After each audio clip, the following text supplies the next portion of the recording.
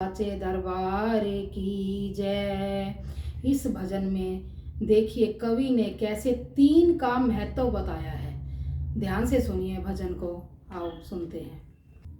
राम की माला जपना कठिन है, राम की माला जपना कठिन है, जपना कठिन इसे रटना कठिन है, जपना कठिन इसे रटना कठिन है।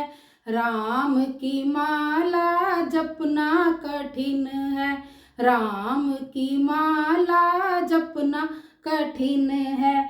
सूर्य चंद्रमा और सितारे, सूर्य चंद्रमा और सितारे, इन तीनों का मिलना कठिन है, इन तीनों का मिलना कठिन है। राम की माला जपना कठिन है, राम की माला जपना कठिन है। गंगा जमुना और सरस्वती, गंगा जमुना और सरस्वती, इन तीनों का संगम कठिन है, इन तीनों का संगम कठिन है। राम की माला जपना कठिन है, राम की माला जपना कठिन है। ब्रह्मा विष्णु और महादेव, ब्रह्मा विष्णु और महादेव, इन तीनों की भक्ति कठिन है, इन तीनों की भक्ति कठिन है।